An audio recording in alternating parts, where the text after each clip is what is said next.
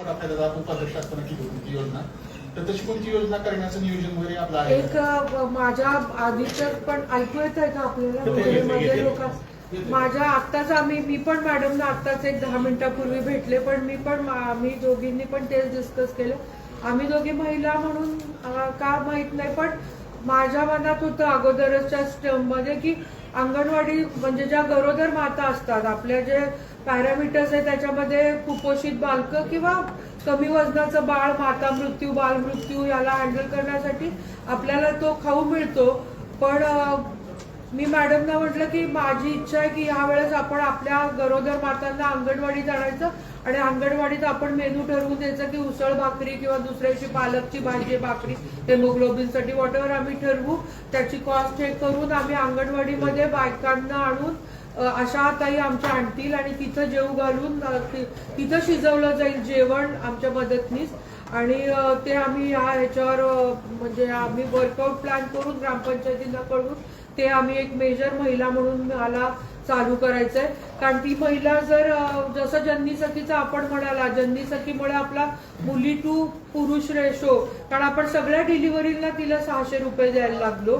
त्यामुळे नीती आयोगाच्या आरोग्याचे सगळे पॅरामीटर्स, फॉर एक्झाम्पल त्याची नोंदच होत नव्हती गरोदर माताची. ती नोंद दिल्यावर म्हणजे आपण 200 रुपये पहिल्या 3 महिन्यांनी देत होतो, तिचं रजिस्ट्रेशनच केल्यावर तिला 200 रुपये मिळणार होते. आणि मग नंतर रजिस्टर झाल्यावर तिचे सोनोग्राफी, तिचे 3 इंजेक्शन टीबीचे घेतल्यावर पुढचे 2 म्हणजे सेकंड ट्रायमिस्टर नंतर 200 रुपये आणि थर्ड ट्रायमिस्टरला बाळ डिलिव्हर झाल्यानंतर इकडे बाळ डिलिव्हर झाल्यानंतर मग तिला 200 रुपये मिळणार होते. त्यामुळे त्या आशाताई इतक्या मॉनिटर करायला लागल्या सगळ्याच प्रेग्नंट बायका.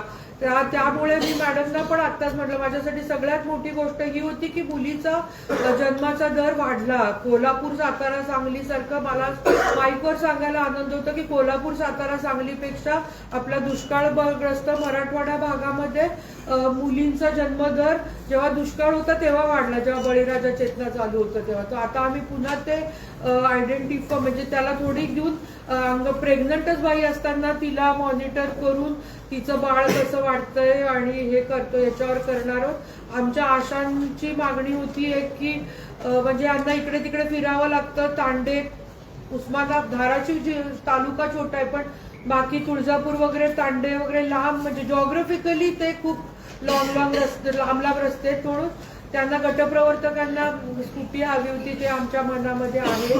त्यांचा मोबाईल पण ते सगळ्या भौतिक झाला, पण अंगणवाडीमध्ये खाऊ मुलींना द्यायचं हे आमचं आहे. आणि आम्ही ड्राईव्ह घेणार आहोत की जे गर्भाशयाचा कॅन्सरचं जे इंजेक्शनचं विषय आहे तो आम्ही आत्ताच मॅडमना आम्ही दोघे आज पहिल्यांदा पण आम्ही प्लॅन ठरवू आणि प्रत्येक ग्रामपंचायतीला सांगणार. प्रत्येक ग्रामपंचायतीने आठवड्यातल्या 4थ्या शनिवारी सगळ्या 14 ते 15 वर्षाच्या मुलींना PHC किंवा जवळच्या उपकेंद्रात आणायचंय आणि त्यांना ती लस देऊन घ्यायची आहे कंपल्सरीली. कारण मला सांगायला वाईट वाटतं पण महाराष्ट्रात गर्भाशयाचा कॅन्सर असण्याचं प्रमाण धाराशिव जिल्ह्यात जास्त आहेत. कारण आपल्या आगनमुक्त ते आता कमी झालं होतं, पण आम्ही हे ड्राईव्हवर घेणार आहोत आणि त्याच्यासाठी ग्रामपंचायतींना इन्व्हॉल्व्ह करून त्यांच्याकडे जो आरोग्याचा 25% निधी आहे त्याला हे करून मॅम आपल्याला ते गर्भाशयाचा कॅन्सर आणि दुसरं TB म्हणजे TBचा एखाद्याचा पेशंट मॅडम त्या आशाने जर डिटेक्ट करून आणून दिला तर ग्रामपंचायतीने पर पेशंट तिला द्यायचं. पण आमचं अजून वर्कआउट नाही झालेलं आहे, पण म्हणजे अगोदरच आता बोललं, पण हे आमच्या मनामध्ये आहे. आरोग्याशी रिलेटेड आहे 2 TB. कारण TB एखादा माणूस थुंकला तर एखादा छोटा मुलगा त्या रस्त्याने चालला असेल चप्पल न घालता तरी त्याला TB होऊ शकतो. हे खूपच डेंजरस आहे. आणि पोलिओ सारखा आता केंद्राने पण TB देशातनं हटवण्याचं चालू केलं. त्यामुळे आम्ही आमच्या जिल्ह्यामध्ये काहीतरी नाविन्यपूर्ण हे करून मोठ्या संख्येने लोक आणि आशा आमच्या कशा इन्व्हॉल्व्ह होऊन, कारण शेवटी सगळं काम माझ्या म्हणजे असं नाही मला वाईट बोलले पण आशा करतात म्हणजे, त्यामुळे आशांना हे करून आम्हाला हे दोन्ही गोष्टी करून घ्यायच्या आरोग्याशी रिलेटेड.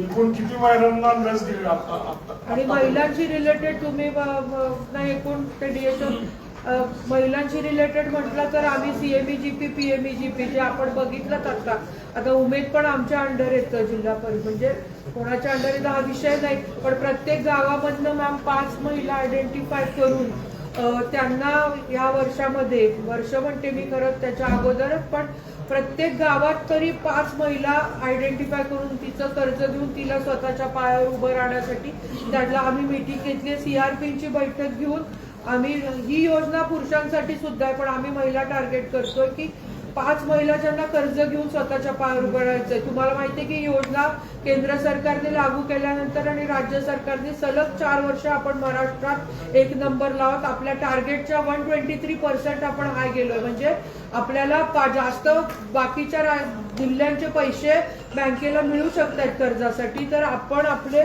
माझ्या मनात मी 5 प्रत्येक गावात केलेलं आहे, शहरात सुद्धा प्रत्येक प्रभाग वॉर्डामध्ये ते आम्ही महिलांसाठी करतोय.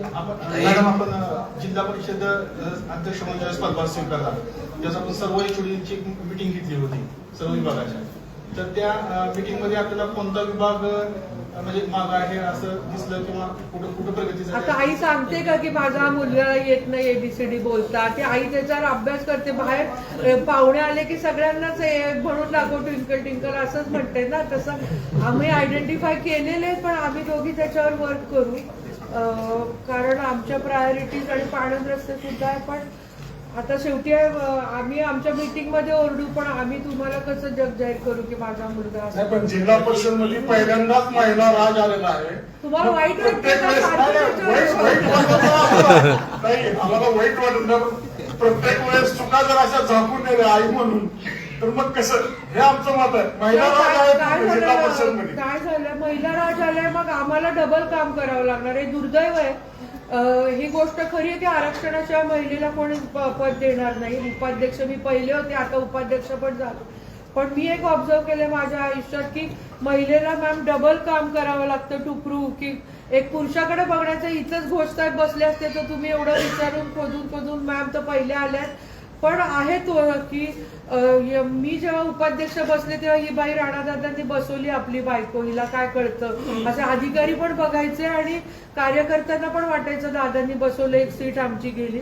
पण मला 12 वाजेपर्यंत जिल्हा परिषदला बसून प्रमा TS आणि आता तेच म्हणाले की ताई म्हणजे आम्हाला डबल काम करावं लागतं, आम्हाला प्रूव्ह करावं लागतं आम्हाला. पण आम्ही 3 जणी आणि आमच्या आम्ही प्रूव्ह करू ना आम्हाला स्वतःला. आम्हाला महिला म्हणून जन्मल्यानंतरच आम्हाला ते समाजाने तुम्ही शक्ती दिली की आम्हाला झगडूनच काय पण मिळवावं लागतं, तुम्ही इझिली देतच नाही.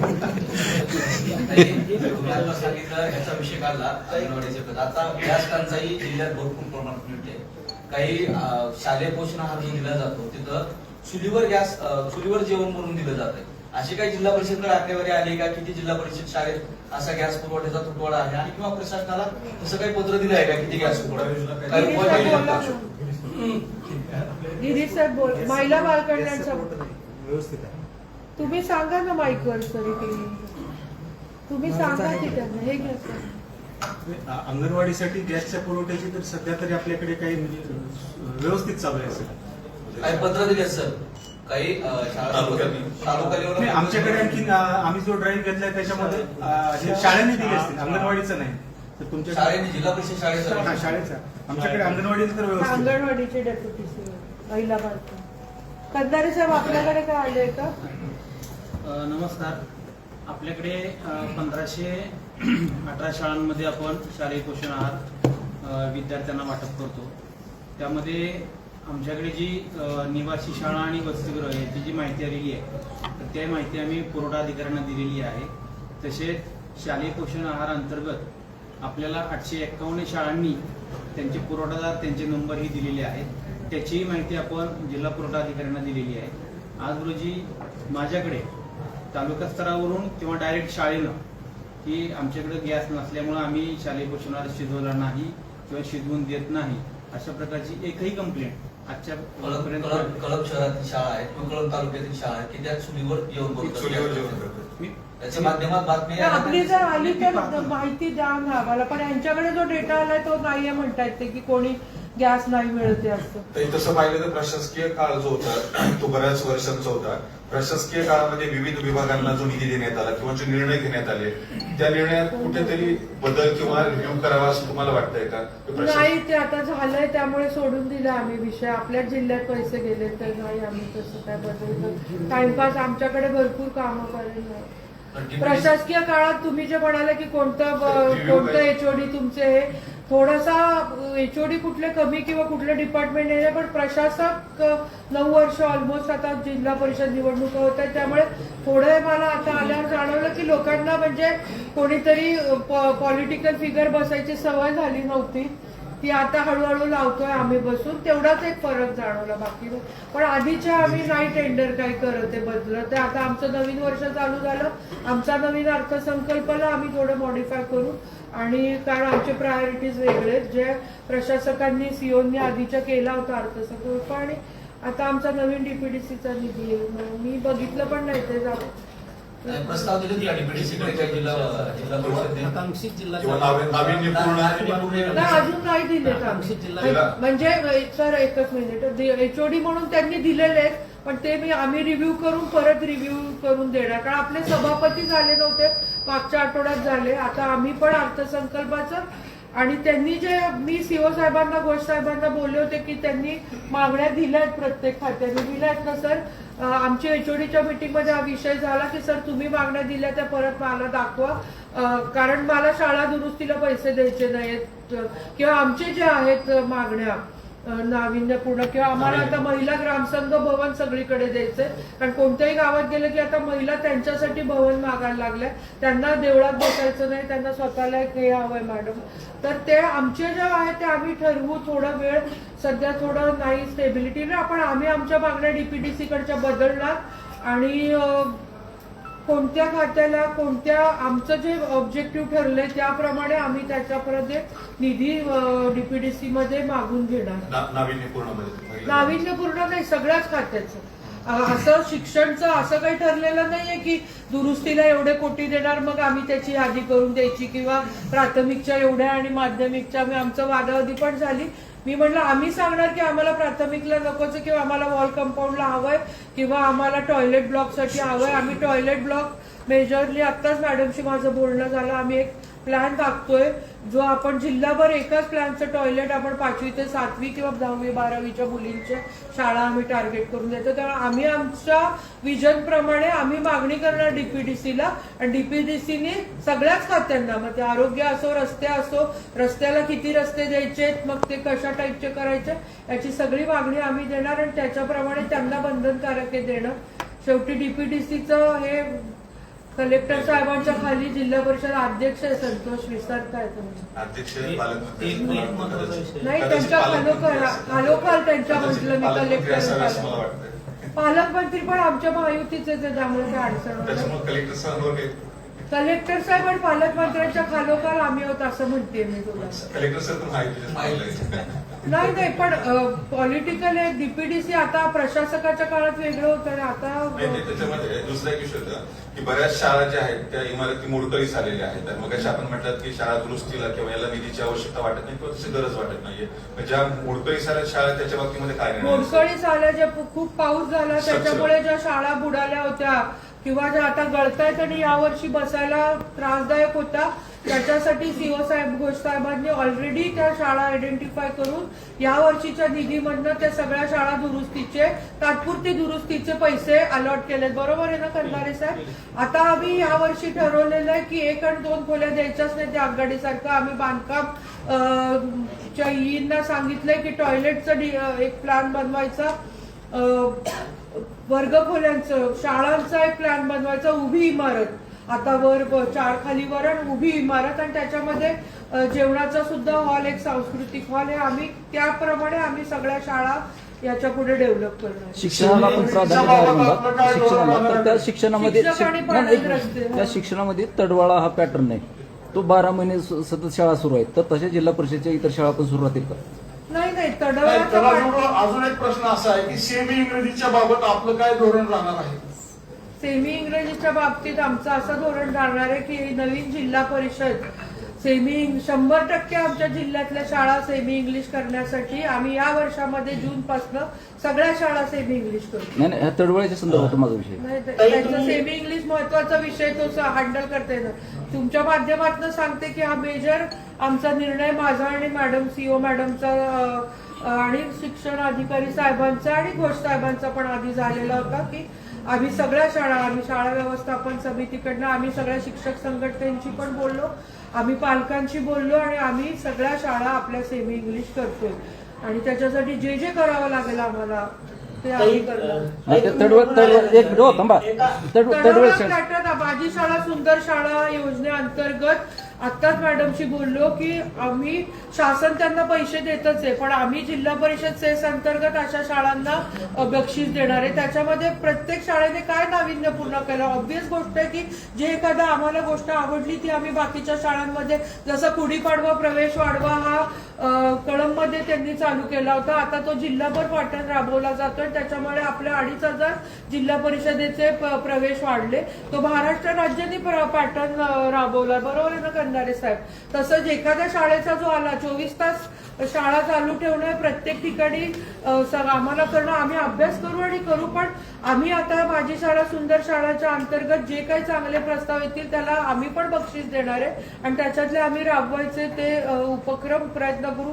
कारण चेस सारखा एखादा गेम जर एखाद्या शाळेने पुढे आणला किंवा आता आम्ही गोष्टीची पुस्तकं पण वाचायला, म्हणजे आम्ही करणार होती पुढच्या याच्यामध्ये आपण म्हणजे ताई तुम्ही निवडून आल्यानंतर असं म्हटलं होतं की 13 जिल्ह्याची उपराजधानी करणार आहे. नेमकं ऑलरेडी उपराजधानीला काय मिळणार आहे आणि उपराजधानी करण्यासाठी तुमचा नेमका काय प्लॅन? मी अध्यक्ष झाल्या म्हटलं तर ती आता उपराजधानी झाली हजर. आता ते म्हणजे तो विषय नाही. उपराजधानी करणार म्हणजे प्रत्येक जण आपापलं गाव आपापला मतदारसंघ चांगला करण्यासाठी प्रयत्न करतोच, पण तेर हे सांस्कृतिक दृष्ट्या राणादादांनी म्हणजे तुळजाभवानी नंतर आपल्याला तेर हे गोरोबा काकांचं वारकरी संप्रदायाचं पीठ आहे. जसं देहू आळंदी हे सगळे जर डेव्हलप झाले तर त्या पद्धतीने मराठवाड्यामधलं हे वारकरी क्षेत्र आणि खरं म्हणजे मराठवाडा ही संतांची भूमी म्हणतात. त्यामुळे राणादादा तेर तुळजापूर रस्ता असतो किंवा आपण मेजर जर तुम्हाला पाहिजे असेल काय तर आपण एक तिथं संग्रहालय स्थापित करतोय जे मोबाईल असेल. म्हणजे गोरोबा काकांच्या बाऱ्या, मी मागे एकदा पत्रकार परिषदेत बोलले की गोरोबा काकांच्या चरित्रावर 12 एपिसोड घेऊन तिथं जे आले त्यांना की गोरोबा काका मातीत उडवतायत, अभंगाचा आवाज पुढे गेल्यावर ते बाळ मृत्युमुखी पडतंय किंवा ते हात कापून घेतायत, असं करून आम्ही आमच्या फक्त गोरोबा काकांचं मागणी केली होती पर्यटन विभागाला, पण त्यांनी सगळ्या संतांचं घ्या म्हणून आम्हाला सांगितलं. हिंगळजवाडीच्या 250 एकर जागेमध्ये आपण ते डेव्हलप करतोय म्हणून तेर हिंगळजवाडी रस्त्याला पण 5.5 कोटी दिलाय. तेर हिंगळजवाडी 2 किलोमीटर आहे पण जागा हिंगळजवाडीला आणि तेर तुळजापूर म्हणजे तुळजापूरला आलेला पर्यटक आपण तेरला आणतो आणि बाकी तर गोष्टी करतोच आहे ना. प्रत्येक गाव चांगलं करावं लागतंय तसं करतोच आहे आम्ही. आकांक्षित जिल्हा कार्यक्रमामध्ये मार्च अखेरपर्यंत उद्दिष्ट ठेवलं होतं आपले इंडिकेटर्स पूर्ण करण्यासंदर्भात. मागच्या वेळी आपल्याला ब्रॉन्झ पदक मिळालं होतं. तर मध्ये जो उद्घाटनाचा कार्यक्रम झाला त्यात शिवसाहेबांनी असं सांगितलं होतं की आपण मार्चची डेडलाईन ठेवून त्याच्या अनुषंगाने इंडिकेटर्समध्ये जास्तीत जास्त काम करून आपलं उद्दिष्ट आपण पूर्ण करणार आहे. तर आता मार्च संपलाय, आता त्याचं स्टेटस काय आहे? मी एचओडीजना विचारते कारण का सरांनी मला सांगितलेलं की ह्याच्यावर भरपूर काम केलं गेलं आहे. आरोग्यामध्ये तर आपण एक नंबर लावतो. एडीएचओ आले एक डिटेल फिगर जी आहे इव्हॅल्युएशन झालंय का मार्च नंतर ते बघून कळवते. मॅडम आजच 2 दिवस म्हणजे शनिवारी आज सुट्टी होती त्यामुळे, पण ब्रॉन्झ आहे आणि आम्ही जे आखतोय आता त्याच्याने आम्ही सिल्वर पर्यंत तरी येऊ यावर्षी. तुम्ही हेल्प करा. ब्रॉन्झ आहे असं करू नका. आरोग्यात आपण ग्रामपंचायत मॅडम आपल्या ते मागच्या वेळेस आपण सिलेक्ट केल्या होत्या त्या पात्र झाल्या होत्या. आता नेक्स्ट इयरला जे असतं म्हणजे यावर्षी आता ते सिल्वर साठी असतं. पहिले ब्रॉन्झ साठी आणि त्या पुन्हा कंटिन्यू राहिले की ते सिल्वर साठी आणि पुन्हा कंटिन्यू राहिले की गोल्ड साठी. म्हणजे आपण एक स्टेप त्याच्यामध्ये हे मी जे टीबीचं इंजेक्शनचं म्हटलं किंवा बालमृत्यू हे त्याच्या पॅरामीटरच्या बाजूनेच आम्ही जायला लागलेलो. किंवा मी जे म्हणाले की टॉयलेट ब्लॉक्स 5वी ते 6वीला देणार आहे. टॉयलेट हे शिक्षणासाठी आपलं मागे तर ते आम्ही त्याच दृष्टीने प्रयत्न करतोय. आणि आता कुंभार साहेबांना बघून मला इकडे सांगायला आवडेल, तुम्ही सगळे पत्रकार आलेले आहेत की माझं ग्राम समृद्ध मुख्यमंत्री योजना त्यात तेच ना मुख्यमंत्री समृद्ध हा पंचायत मुख्यमंत्री समृद्ध ग्राम पंचायत राज योजनेअंतर्गत प्रत्येक जिल्ह्याने 20 गावं द्यायची असतात जे कॉम्पिटिशन मध्ये उतरतात आणि त्यांना 20 कोटी रुपयाचं बक्षीस. किती रुपयाचं? राज्य लेवलवर 5 कोटीचं बक्षीस आहे मॅडम. 5 कोटी 3 कोटी 2 कोटी 5 कोटी 3 कोटी 2 कोटीचं असं बक्षीस आहे. आपण 20 गावं देत असतो. पण आपल्या जिल्हा परिषदेने निर्णय घेतला सगळ्या एचओडीच्या आमच्या बैठकीत आणि सीओ मॅडमना पण मी म्हणजे आम्ही पण चर्चा केली. आपण सगळे आपल्या गावं जिल्ह्यातले जे 670 ग्रामपंचायती आहे आणि त्याच्यात ग्रुप ग्रामपंचायती जर धरला तर 750 ग्रामपंचायती आपण त्यात पार्टिसिपेट करणार आहे. आणि जसं हागणदारी मुक्त गाव करताना आपला जिल्हा करताना आपण एक अधिकारी प्रत्येक गावाला अलॉट केला होता जो बघायचा की तिथं टॉयलेट बांधले जात आहेत का नाही. तसं एक अधिकारी आम्ही प्रत्येक गावाला अलॉट करतोय आणि आम्ही लिहून देणार आहे की समृद्ध ग्रामपंचायत मध्ये काय हवंय. त्याच्यात एक आम्ही पॅरामीटर मला सांगायला आवडेल ते 2 जे माझ्यासाठी खूप महत्वाचे. त्याच्यात हे पण असणार आहे की इंजेक्शन गर्भाशयाचं ते घ्यायचं वगैरे. पण एक गोष्ट महत्वाची की 7 ते 9 प्रत्येक गावामधले टीव्ही बंद होणार, भोंगा वाजवला जाणार, सगळ्या गावातले टीव्ही बंद होणार आणि मुलांनी अभ्यास करायचा. मग त्याच्यामध्ये जसं सकाळी गुड मॉर्निंग पथक असायचं की टॉयलेटला कोण बाहेर जात नाही ना तसं कोणी टीव्ही चालू करत नाही म्हणून आमचं हे बघायचं पथक असणार आहे. आणि आम्ही मोठ्या मोठ्या ग्रामपंचायतीमध्ये स्टडी रूम टाकून एखादा शिक्षक तिथं देऊन होमवर्क करायला किंवा अवांतर वाचन करायला तिथं करतोय. आणि दुसरी जी योजना आम्ही त्या ग्राम समृद्ध मध्ये राबवतोय इथं नलवड्या ग्रामसेवकांचं तिकडे पण कामाला आता सगळ्यांकडे मला पण दुसरी राबवतोय ती म्हणजे की 1 दिवस गावासाठी जसं जकेकुरवाडी बाकीच्या ग्रामपंचायतींनी केलं तर आमच्या अधिकारी आम्ही जिल्हा परिषद सदस्य पंचायत समिती सगळेजण जाऊन तिथं अधिकारी मे बी 2 तास किंवा काय देतील पण सगळ्या गावाने एकत्रित येऊन एक भाग जर क्लिनिंगचा आयडेंटिफाय केला तर तिथं जेसीबी लावण्याचं गरज आणि स्वतः झाडू हातात घेऊन आणि अशा योजनेचे आपण 5 ते 10 मॅडम हे आमचं उद्या प्रेझेंटेशन ठेवलेलं कुंभार साहेबांनी की काय काय पॅरामीटर्स आहे त्याचे आम्हाला जे आमच्या जिल्ह्यामध्ये प्राधान्याने करून हवेत ते आम्ही पण हे 2 तर मी इन्क्लूड करणारच आहे. आणि गर्भाशयाचं आणि आयुष्यमान भारतचं कार्ड काढण्याचं आपल्याला ते ड्राईव्ह आम्ही घेतोय की ते कार्ड म्हणजे ते काय ग्रामसमृद्धमध्ये नाहीये पण हे मुलांच्या अभ्यासासाठी 7 ते 9 टीव्हीज बंद करायचे आणि 1 दिवस गावातल्या स्वच्छतेसाठी लहान मुलांपासून शिक्षकांपासून गावकऱ्यांपासून महिला गावकऱ्यांपासून सगळ्यांनी यायचंय. ते सगळं शाळा एकत्रीकरण योजना जी आहे त्याच्यामुळे आपल्या 56 शाळा एकत्रीकरण करण्याचं नियोजन केलं आहे. म्हणजे 56 शाळा एकत्रीकरण करणं म्हणजे 56 गावातल्या शाळा जवळपास 103 शाळा आहेत. तर एखादा ग्रामस्थांनी विरोध केलेला आहे सकाळी पण ग्रामस्थ तुम्हाला भेटले तर त्याबाबत आपण काय म्हणजे वेगळं आम्ही ग्रामस्थांची सहमती आता ग्रामपंचायतीची घेणार आहोत आणि मग त्याच्यावर विचार करून मगच करणार. म्हणजे आधी राज्य शासनाचा हा निर्णय आहे हा काही जिल्हा परिषदचा नाही. आम्हाला पत्र आल्यावर आम्ही त्या शाळा आयडेंटिफाय केल्या पण आता आम्ही परत आमच्या जिल्हा परिषद लेवलवर त्यांच्याकडनं सहमती लेखी घेतोय. बरोबर आहे ना खंदारे साहेब तुम्ही बोला. पण जर शासनाने दिलंय तर तो विचार करून दिला असणार आहे कारण शिक्षक 12 एकाच कॅम्पसमध्ये 20 मुलं इकडे 20 मुलं आणि तेच शिकवत आहेत ते एकत्रित करून तेच शिक्षक आम्हाला शिक्षक कुठलेही कमी होणार नाहीत कुठेही अतिरिक्त होऊन घरी बसणार नाही हे मी आज माईकवर सांगते. म्हणजे त्याची आम्ही काळजी घेणार आहोत. फक्त ज्या शाळांमध्ये शिक्षक नाहीयेत जवळपासच्या किंवा करणारे साहेब तुम्ही जास्त बोला या योजनेबद्दल. आपल्या काही शाळांमध्ये टीचरच नाही आणि काही मध्ये 12-18 म्हणजे आम्हाला मुलं महत्वाची आहेत आणि टीचर्स पण महत्वाचे आहेत त्यामुळे शिक्षण चांगलं झालं. शालेय समितीनेच विरोध केला ग्रामपंचायतीने शालेय समितीने विरोध केला. कुठलाही नवीन निर्णय करताना विरोध होत असतो. आता शालेय व्यवस्थापन समितीला आता जमाना बदललाय कन्या आणि प्रशाला एकत्र झालं काय होत नसतं. बघू ना ते अजून काही निर्णय. कंदारे साहेब तुम्ही बोला जरा. मॅडम तुम्हाला बोलायचं त्याच्याबद्दल मी तुम्हाला आपलं वाचवाय म्हणून मी बोलते. जिल्हा परिषदच्या प्रशालेचे अनेक मुख्याध्यापक पद रिक्त आहे तात्पुरता पदभार आहे त्याबाबत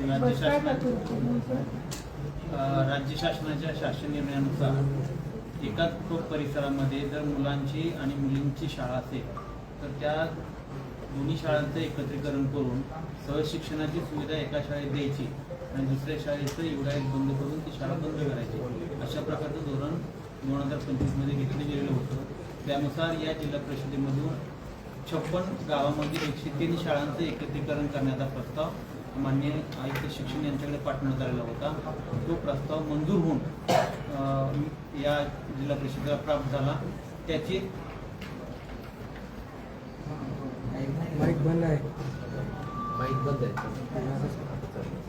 तर त्याची अंमलबजावणी करण्यासाठीचं पत्र गेल्या 15 दिवसापूर्वी आपण माननीय मुख्य कार्यकारी अधिकारी यांच्या वतीनं आपण निर्गमित केलेलं आहे आणि त्याच्यामध्ये एकत्रीकरण करून त्याचा अहवाल आमच्याकडे सादर करावा असंही कळवलंय आणि एकत्रीकरणासाठी काही ठिकाणी काही अडचण असेल तर त्याचाही अहवाल आमच्याकडे सादर करा असं कळलेलं आहे. अद्याप आमच्याकडे अहवाल अजून पूर्ण प्राप्त नाहीये, तर त्यामुळे काही ठिकाणी एकत्रीकरण झालेलं आहे. जसं आता पत्रकार बंधू म्हणाले की काही ठिकाणी पालकांचा विरोध आहे, तर माझ्याकडे जवळजवळ 6 ते 7 शाळांचे ग्रामस्थ येऊन गेलेले आहेत. त्यांनी माझ्याकडे निवेदनं दिलेली आहेत. त्यामध्ये काही ज्या काही अडचणी आहेत त्या संदर्भानं अडचणी निवारण करण्यासाठी गट शिक्षणाधिकाऱ्यांना आम्ही आता कळवू आणि त्यांचा आम्ही स्पष्ट अहवाल मागून घेऊ. शाळेचं आतापर्यंत एकत्रीकरण झालेलं आहे? आतापर्यंत किती शाळेचे एकत्रीकरण झालेलं आहे? नाही, आपल्याला आता 56 गावांमध्ये 103 शाळांचं प्रस्तावित आहे.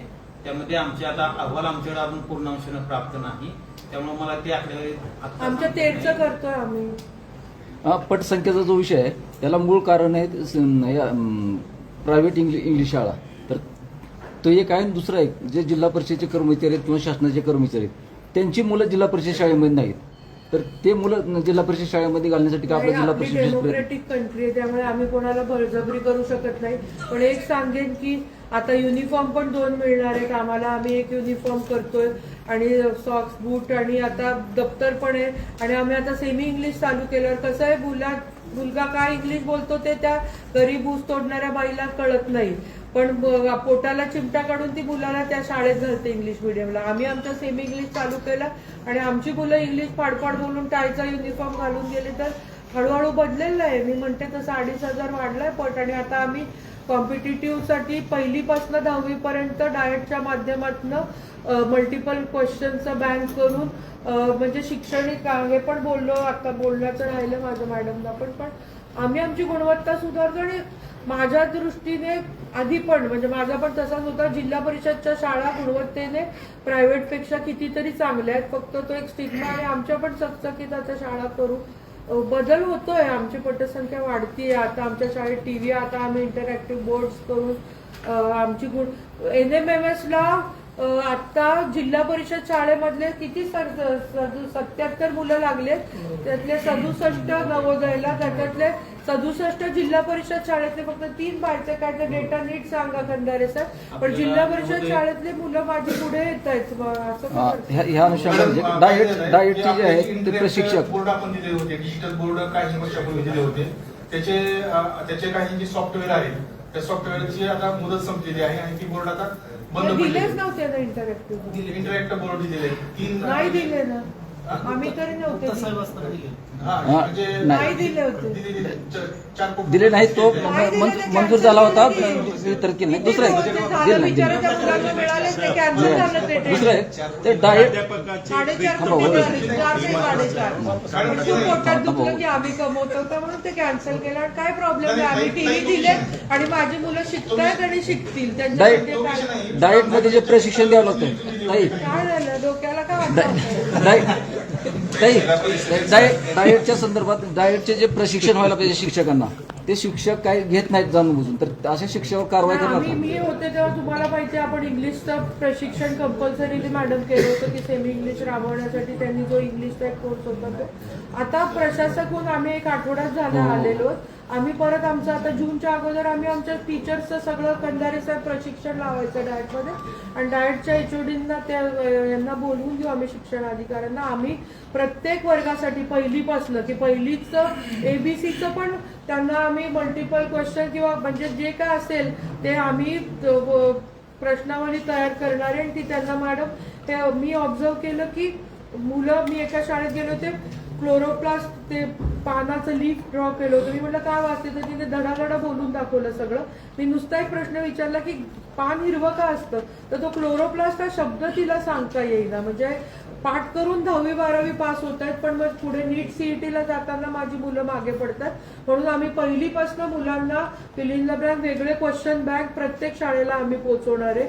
आमच्या शाळांना आम्ही ठरवलंय की एक इंग्लिश न्यूजपेपर आणि एक मराठी न्यूजपेपर सगळ्यांना, त्याच्यावर आता तुम्ही जाऊ नका, सॉरी बोलायला मी कोणता देणार, पण तिथं वाचन ते करणार आहेत आणि त्याच्याबद्दल आम्ही डिबेट ठेवणार आहोत की जर चौथ्या आम्ही पुस्तक देणार आहोत तर काणे गुरुजींचं पुस्तक दिलं तर दर शनिवारी पुस्तकाबद्दल चर्चा आणि दर तिसऱ्या शनिवारी आपल्या देशामध्ये किंवा जगामध्ये काय झालं त्या न्यूजपेपरवरच्या बातम्यांवर मुलांची चर्चा आणि रोज 1 तास प्रार्थनेमध्ये मुलांनी पेपरमधली ते एका मुलांनी किंवा व्हॉटेवर ते न्यूज होतं. म्हणजे जनरल नॉलेज पुढे नीट UPSC MPSC करताना तेव्हा पुस्तकं चाळायला चालू करायचे नाही की आपल्या उस्मानाबाद जिल्ह्यात नदीचं नाव काय वगैरे, ते आधीपासून त्यांना माहिती असावं. उन्हाळ्याच्या पार्श्वभूमीवर जिल्हा परिषदेचं आर्थिक उत्पन्न वाढण्यासाठी किंवा आर्थिक स्रोत वाढण्यासाठी आपण काही उपाययोजना करतोय ते, पण आपण ते झाल्यावर सांगू, कारण ते आताच कोण बोलतंय संतोष ना.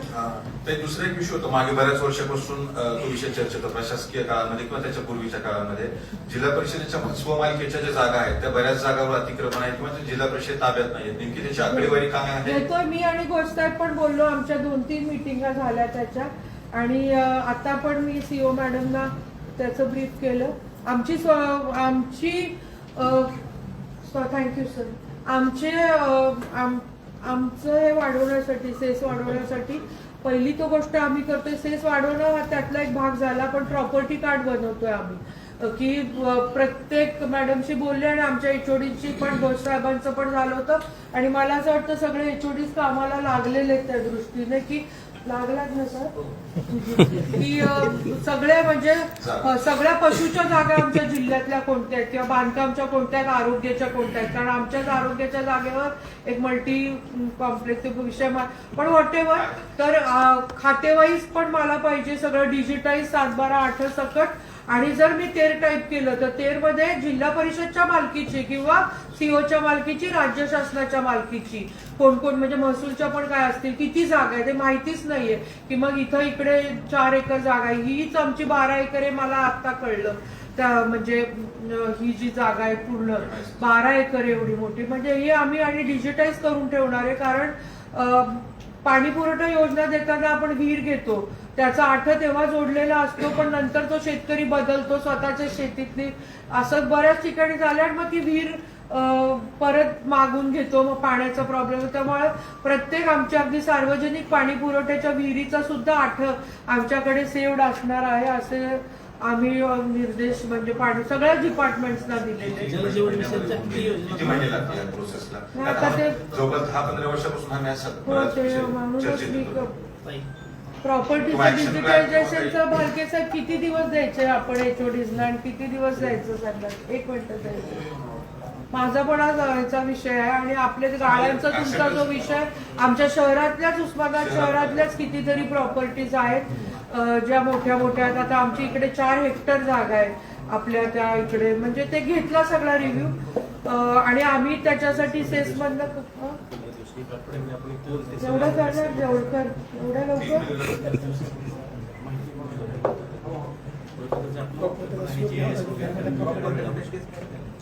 तुम्ही बोलताय का सर? ते म्हणतात 15 दिवसात आम्ही HODs कडनं घेऊ सगळी माहिती आणि सर बोलतील बालकेचा. प्रिलिमिनरी डेटा आहे. आता सध्या आपण जिल्हा स्तरावरील माहिती संकलित करत आहोत, परंतु 8 तालुक्यामध्ये वेगवेगळ्या विभागांच्या ज्या काही जागा आहेत त्याच्यासाठी थोडीशी वेळ लागू शकतो. पण त्याच्यामध्ये आपण सर्वच डिटेल घेत आहोत की ती मालमत्ता कुणाच्या म्हणजे जिल्हा परिषदेची जरी असली तर ते सध्या कुणाच्या नावानं आहे, त्याचं क्षेत्र काय आहे, तिथल्या स्थानिक स्वराज्य संस्थेमध्ये कर आकारणीला त्याची नोंद आहे का, हे सगळे प्रॉपर्टीचे डिटेल्स आपण घेणार आहोत. सध्या जिल्हा स्तरावरील ज्या मालमत्ता आहेत त्या 1-15 दिवसामध्ये त्याचं सगळं रेकॉर्ड सर बाकी सर त्याला लागून ह्यासाठी एक समिती सेपरेट गठीत केलेली आहे. तर त्या समितीची काय परिस्थिती आहे, त्यांनी काय केलं कामकाज? नाही आधीच नाही, पण आता मी मॅडमना बोलले की मॅम 2 जणांच्या, 1 जण इथं आमच्या ऑफिसर्सच आम्ही या कामासाठी डेडिकेटेड ठेवणार आहे की आमचे सगळे हे प्रॉपर्टीजला डिजिटाईजच करायचंय मेन मला, की मी गेले तरी इथल्या जागेचा आठ तुम्हाला अजून 100 वर्षांनी सापडणार, कारण ती आमची जागा आहे. मग कंपाऊंड तुटला असो किंवा नसो, ती आमची जागा आहे. शाळेमध्ये सीसीटीव्हीचा प्रॉब्लेम आहे. भरपूर शाळेत सीसीटीव्ही नाही आहेत आणि सीसीटीव्ही नसल्यामुळे अनुचित प्रकार घडतात आणि ज्या ठिकाणी सीसीटीव्ही आहेत ते बंद आहेत, त्याला ऑब्झर्व कोणी करत नाहीये. त्यामुळे शाळेमध्ये जे शिक्षक आहेत ते शिक्षक शिकवत नाहीत, त्या ठिकाणी दुसरेच बाहेरून शिक्षक मागवलेत आणि ते टीचिंग करतात मुलांना. असं भरपूर ठिकाणी निदर्शनास आलेलं आहे. त्यासाठी ऑब्झर्वेशनसाठी सीसीटीव्ही चालू आहे. बोलला एक उदाहरण नुकतं झालं, त्याच्यावर आम्ही कारवाई प्रस्तावित केलेली आहे. पण त्याच्याबद्दल कंधारे साहेब सीसीटीव्हीचं बोलता का तुम्ही? काय शाळेतल्या सीसीटीव्हीचं बेटा माहिती घेतली नाही मी, ते घेते पण ते सांगतील तुम्हाला. जिल्हा परिषद शाळेत सीसीटीव्ही लावलेत आपण काही ठिकाणी आहे. भरपूर ठिकाणी फक्त 1-2 ठिकाणीच आहेत मॅडम, भरपूर ठिकाणी नाही येत आपण. जिल्हा परिषदच्या हायस्कूलचे मुख्याध्यापक पद रिक्त आहे. सीसीटीव्ही बसवणं आता मुलींच्या दृष्टीने गरजेचं आहे, पण ते आम्ही बघू. आपला गरीब जिल्हा आहे, ते म्हणजे आता बघतो ना आम्ही. मला नाही माहिती सीसीटीव्हीचं, की सीसीटीव्ही प्रत्येक शाळेला एवढं देणं सेसमधनच द्यावे लागतील. त्याच्यासाठी काय अशी राज्य शासनाने तरतूद नाही केलेली निधीचं हेड. शाळेचा प्रयत्न करू, कारण आताच्या दृष्टीने सीसीटीव्ही महत्वाचा आहे प्रत्येक मुलींच्या सुरक्षेसाठी, त्यामुळे त्याच्यावर आमचा प्रयत्न. जलजीवन मिशनच्या माध्यमातून जिल्ह्यात किती योजना सध्या सुरू आहेत? पावसाळ्या उन्हाळ्याच्या पार्श्वभूमीवर किती गावांना आपण स्वच्छ जल पुरवतोय आणि किती योजना पेंडिंग आहेत, अजून प्रलंबित आहेत? काही लोकांनी पैसे उचललेत पण कामच नाही. अशी बरीच संख्या आहे. त्याचं जरा डिटेल्स चौकशी पत्र नेमली होती, त्याची बिल उचललेत पण काम झालं नाही. त्याला जोडून एक प्रश्न आहे. दुहेरी पंप योजना नावाची योजना आपल्याकडे सोबत, त्याचं काय झालं ते पण सांगा. दुहेरी पंप योजना, रुई डोंकी गावाच्या योजनेचं काय झालंय? चारगाव पाणी पुरवठा.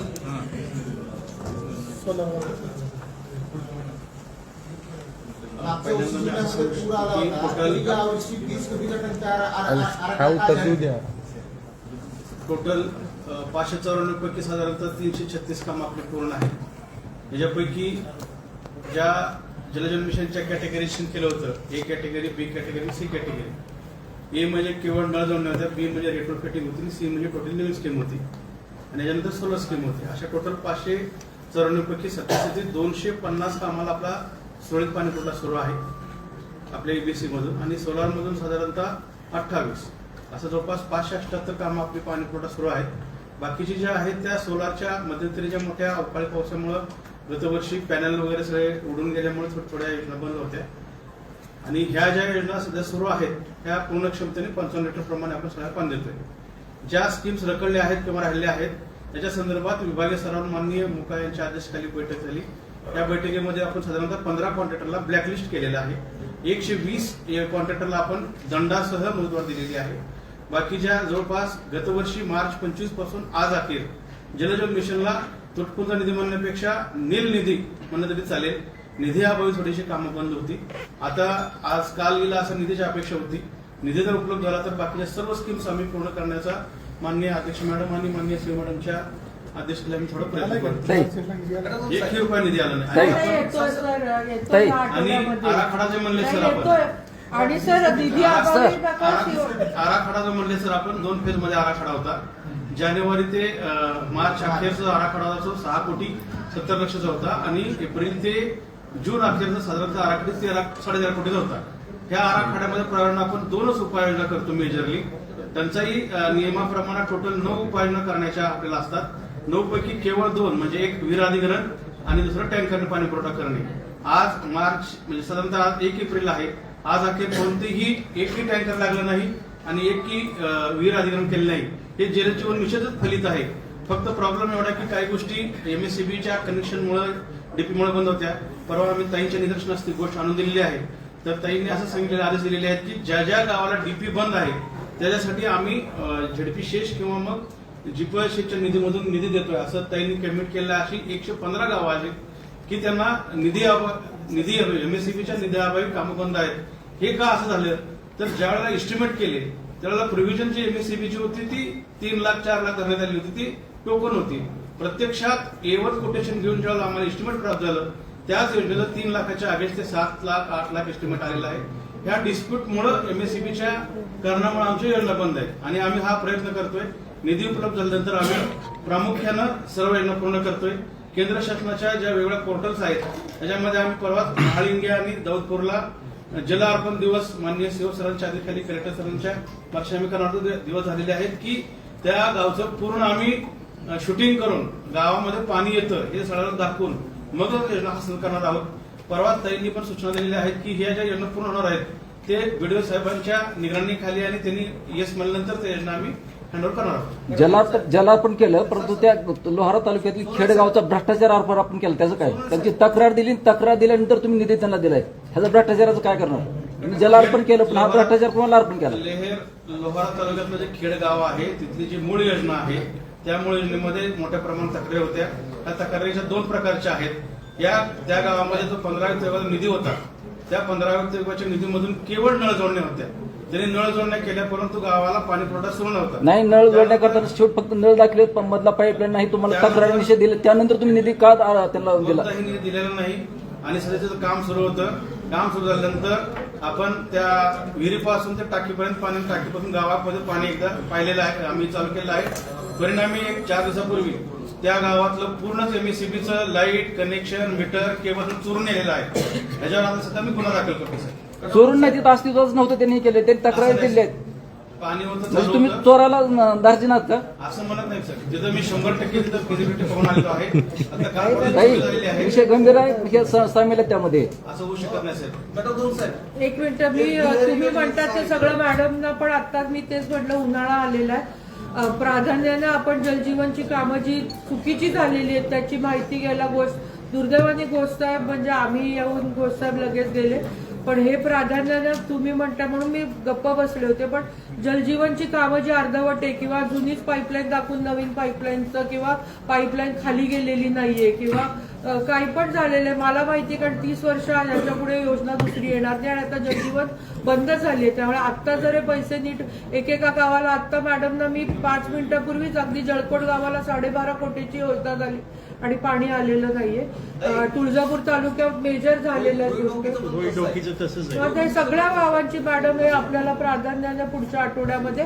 आणि मी मागच्याच यांना आणि सीओ साहेबांना सांगितलं होतं की आधी तुम्ही कॉन्ट्रॅक्टरला ओरडून बोलवून घ्या, जर तुम्हाला कॉन्ट्रॅक्टर माहिती नसेल कारण सबलेट केले कोण कळत नाही असं म्हणाले होते ई साहेब, तर मी म्हटलं की हो नाही गावं खूप आहेत। मी मॅडमना आता तेच म्हटलं की प्रायोरिटी आपल्याला बिल उचललेत सगळे, काम तर काहीच केलं नाही, बिल उचलले मूळ कॉन्ट्रॅक्टर म्हणून आम्ही सांगतो हे पण मी बोलले।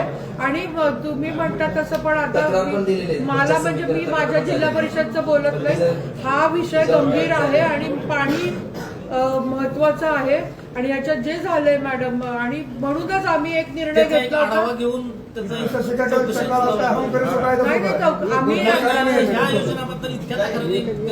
काय होतं माहिती आहे का, अशा अधिकाऱ्यामुळं जिल्हा परिषदेची बदनामी होती आणि त्या माध्यमातून सत्ताधाऱ्यांची प्रचंड असे घेऊन काम तर केलंच नाही, पैसे उचलले, अधिकार नाहीत का बघायला? म्हणाले आता केंद्र सरकारने 35,000 कोटी देशात आणि राज्य शासनाने 13,000 कोटी आपल्याला आपल्या त्या गुत्तेदाराला पैसे या आठवड्यामध्ये येणार आहेत मॅडम। पण दुसरी गोष्ट जी आमच्या मीटिंगमध्ये लक्षात आली की जेव्हा गुत्तेदार ठरतो तेव्हा त्यांनी तेवढी त्याची कपॅसिटी बघूनच मॅडम त्याला टेंडर दिलेलं असतं। त्यांनी पैसे दिले नाही म्हणून शेवटचं बिल त्यांनी कम्प्लीट करायचंय, मगच म्हणजे त्याची तेवढी कपॅसिटी म्हणूनच ते गुत्तेदारांनी 12 कोटीची 8 कोटीची योजना घेतली ना, त्यांनी पैसे शासनाकडनं आले नाही तरी ती पूर्ण करणं अपेक्षित आहे। पण मी म्हटलं तसं मीच बोलणं, पण आम्ही ह्याची दखल घेतली आहे।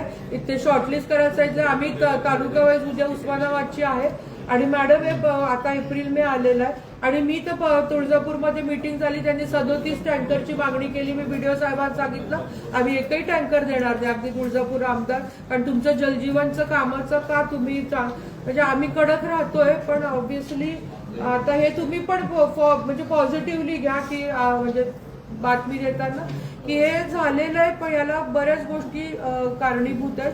आणि म्हणून आम्ही एक निर्णय घेतला की आतापर्यंत आम्ही जेव्हा बीडीओची पण वेगळी मिटिंग घेतली की तुमच्या तालुक्यात तर म्हणे ताई आमच्याकडे येतच नाही, थर्ड पार्टी इन्व्हेस्टिगेशन होतं आणि ते सही करून देतात, टाटाचं नेमलेलं आहे, आम्हाला कधी इन्व्हॉल्वच केलं जात नाही. आणि जेव्हा कुठं पाणी आलं नाही, गावात चिडचिड झाली की फक्त बीडीओला फोन येतो. त्यामुळे आम्ही हा जिल्हा परिषद धाराशिवचा निर्णय घेतलाय की कोणतीही योजना आतापर्यंत थर्ड पार्टी आणि पाणी पुरवठ्याचं ते ग्रामसेवक आणि सरपंचाच्या सहीने हँडओव्हर होत होती. आता बीडीओने सही नाही केली तर आम्ही हँडओव्हर करून घेणार नाहीये. बीडीओ जबाबदार राहणार आहे, कारण त्याची सही राहणार आहे की ती योजना चांगली झाली.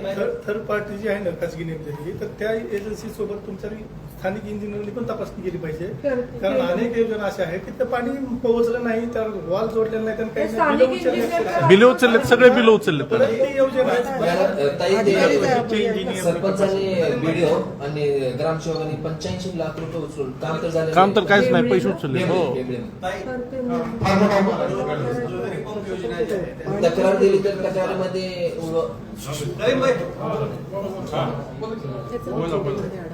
मॅडम पाणी पुरवठ्याचा खूप सिरियस विषय आणि इथं उन्हाळा खूप असतो आणि आता दुष्काळ आहे. तर पाणी जरी पावसाळा खूप झाला मागच्या तरी यावर्षी दुष्काळ, त्यामुळे खूप ओरडा. हो सर, बोला होंकर सर.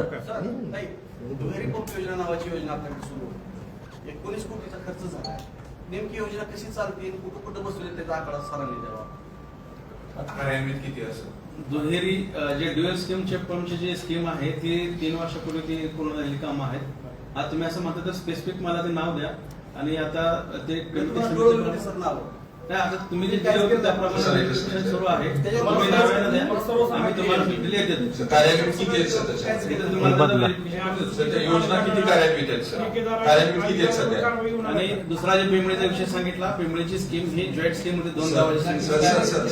दुहेरी योजनेचा भाग क्लिअर का, काय कन्सेप्ट आहे तो आणि काय नेमकं प्रक्रिया आहे? स्कीम आहे.